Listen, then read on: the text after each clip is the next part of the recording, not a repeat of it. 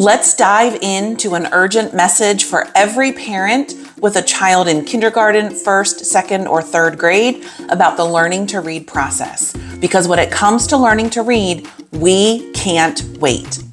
I am Michelle Trostle. I'm a reading specialist, and most importantly, I'm a mom of 2 kids who've experienced a lot of difficulty on the learning to read journey. In my social media feed today, I came across an article and really believe that every parent needs to hear about this information. So let's get into it. This article is a post on Substack by Chad Alderman, and it's called Do Not Wait. And he starts by saying, if I had one piece of advice for parents, it would be that they should act quickly if they spot any red flags about their child's reading progress. So let's talk about why we need to act quickly and what are some of these red flags. So we're going to focus on the likelihood that a child will be successful by the end of 3rd grade. So reading on grade level by the end of grade 3. This data comes from approximately 250,000 students, 250,000 students in 1,400 schools across 43 states. So we're not talking about something isolated here. We're talking about a widespread issue with our school systems. Please hear me. I am not blaming teachers. I have been teaching in the public school system for 25 years. It is a hard job, and it is nearly impossible to do without systems supporting you in that process. So with the system that we currently have, what is happening? First, the good news. Of the 3rd graders who started last year reading on track, 92% finished the year on track. Okay, so this information is coming from Amplify's Dibble's assessment. That's a universal screener. A universal screener is an assessment that we give to all students to just sort of take a temperature. It's kind of like taking a temperature to find out, are they generally on track or not on track? And of the 3rd graders who started last school year, the 2024 to 25 school year, on track at the beginning of the year, 92% of them finished on track. That's a lot. We still lost 8% of students. If that was one of my students, one of my children, I would not be very happy. But we have a lot. So then we can look back 4 years ago when that cohort of children started kindergarten. Of those kindergartners who came to kindergarten on track, 87% of those children were still on track at the end of 3rd grade. So 87% is a pretty big number. When children come to school on track, we're pretty good about keeping them on track. Still, it's not everyone. 13% of students were lost in that. If I sent my child to school on track, I'd be really upset if they ended up not on track based on what the school was able to do with them. But what's happening about the kids who are behind? What about those children who started behind? So again, let's think about that kindergarten, that 3rd grade cohort from 2024-2025 school year. When we look back to their kindergarten year, that would have been 2021 to the 2022 school year, those students who started off track, 49% of them were on track at the end of 3rd grade. So it's like flipping a coin. When you start off track, 50-50 chance if you will be caught up by the school system by the time you reach 3rd grade. Now let's look at 1st grade. When that cohort got to 1st grade in the 2022 to 23 school year, those of whom were off track, only 29% of them were brought up to be on track by the end of 3rd grade. So we went from 49% of kindergartners to 29%. If you still got to 1st grade, not on level, only 29% of those who were not on level were brought up to level by 3rd grade. Now let's go to 2nd grade. If you started 2nd grade in the 2023-2024 school year off track, only 18% of those students were caught up by the end of 3rd grade. Again, based on this data from Amplify's system from the Dibbles exam. Then we look at third graders. At the beginning of 2024-2025 school year, only 5% of those who started off track were brought up to be on track. Only 5% were able to close that gap to be on level. So we are not doing a great job of catching kids up once they are off track. Not doing a great job at all. Here's what I found to be super interesting. So there's a great graph in the article that shows this downward trajectory of the likelihood of becoming on track if you're off track. And then underneath, there's a link to the original data. So I clicked on that link and I went to Amplify's white paper to find out where this data came from. And on page 2 of Amplify's report, it says, at the beginning of 2025-2026 school year, so this school year that I'm recording this in right now, 48% of kindergarten through grade 2 students are actually on track to learn to read. 48% of students are starting on track. You saw how few students we are getting up to on track when they're off track. And you know what 42% of students on track means? That means 52% of students are not on track. That is a lot of children. A lot of children. And I don't know about you, but I'm not okay with that. I'm not okay with any child being not on track for reading because we know the long-term outcomes are disastrous for children who cannot read, for adults who cannot read. Think about your life right now. How different would your life be if you could not read? I guarantee if I couldn't read, I wouldn't be recording this video. I wouldn't be a teacher.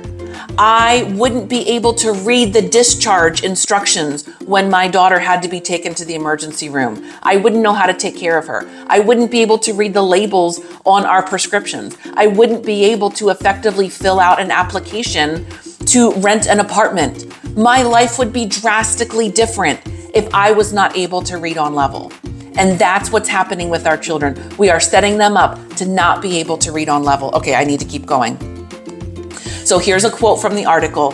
If your child is behind in the early grades, the odds that they will catch up decline every single year. Do not wait. So what can a parent do? Number 1, talk with your child's teacher. As I am recording this, we are entering parent-teacher conference time. Talk to your child's teacher. If it's not parent-teacher conference time, just send them an email or however you message them. Talk with your child's teacher and ask to see your child's literacy screening data. The school might call it a universal screener. They might use Dibbles, which is from Amplify. There's another one called Acadience, another one called FastBridge. There are many different universal screeners that schools can use. I'll put a link in the s'more to a great resource to help you know the names of some of these universal screeners and how effective they are at actually finding the kids who are likely to have trouble learning to read. Be polite when you talk to your child's teacher, but do not take no for an answer.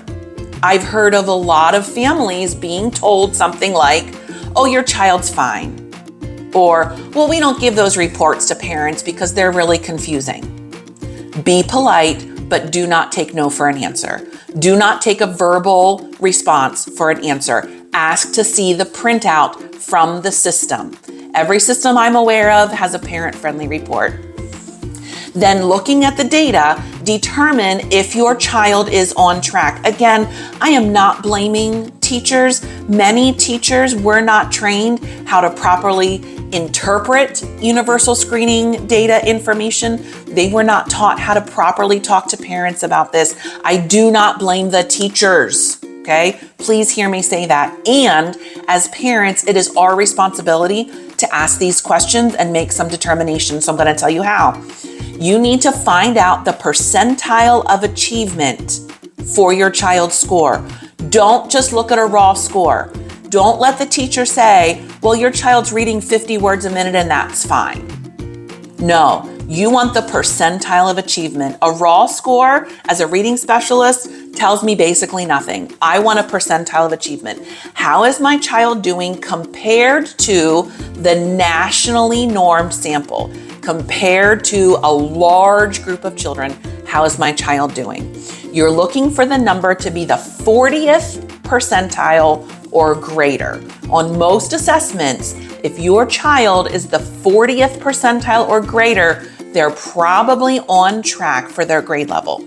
If they are less than the 40th percentile, there's probably an issue. They are probably not on track for their grade level. So ask for that percentile. If you can't find it on the report, ask for the percentile. The report might be colors. Most of the time, blues and greens are good. Yellows and reds are not. So if you see yellows or reds on your child's report, you want to ask even more questions. All right, so that's number one, find out how your child is doing, see the data for yourself. Number two, if your child is not on track, ask what the plan is to get your child on track. You want to ask for specifics. What kind of small group instruction, what extra instruction is your child getting? What extra assessments, what extra tests did the teacher do to find out what are your child's areas of need? And then how are those areas of need going to be addressed? Waiting is not a plan. If the teacher says, well, we're just going to give them another couple of months, these things usually work themselves out. That is not a plan. That is a red flag. We do not wait. We saw the data. When we wait, the chances of getting on track just get worse and worse. All right, so number three, we're going to look for system red flags. So some system-wide red flags. Again, we're not blaming the teacher here. We're looking at the system.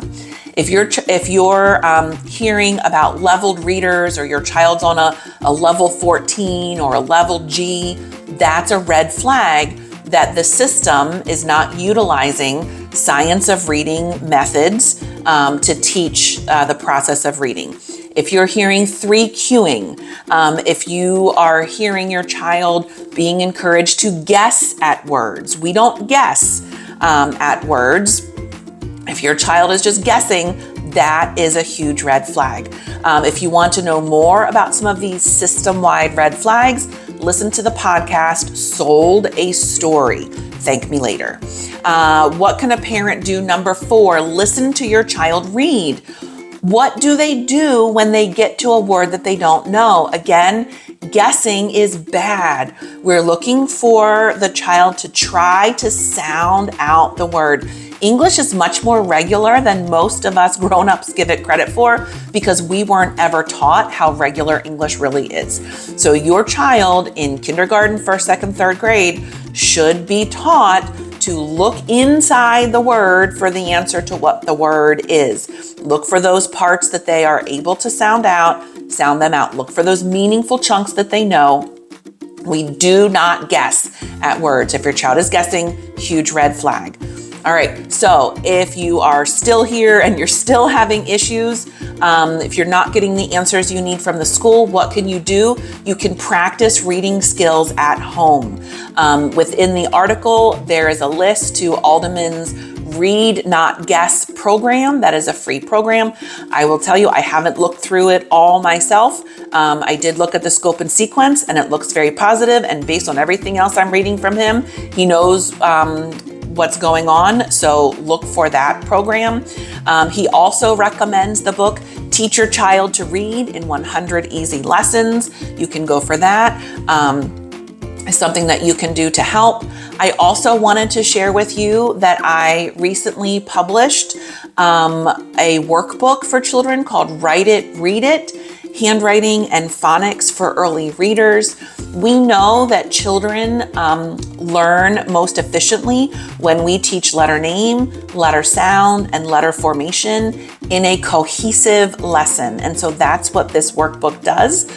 There are some free videos embedded in the workbook. And then I'm also creating a course where I will teach every page of the workbook to your child.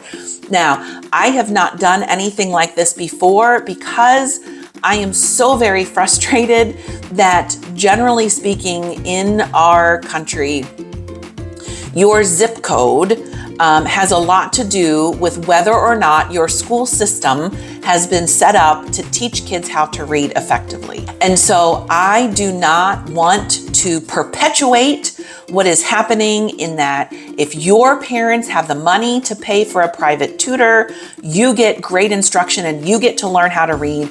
And if your parents don't have money to pay for private tutoring, then you're just stuck. And so I did not want to perpetuate that by putting materials out into the world for families to purchase.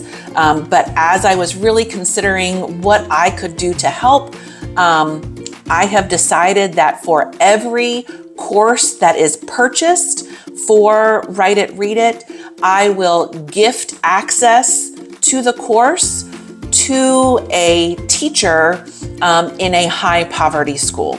And so I'll have a lot more information about that on my website. I don't want this video to be about my book and my course, but I did want to let you know that I have these resources, and I'm really excited at the possibility of getting more resources into the hands of teachers in high poverty schools where we really need the support in order to empower all children to be successful readers and writers.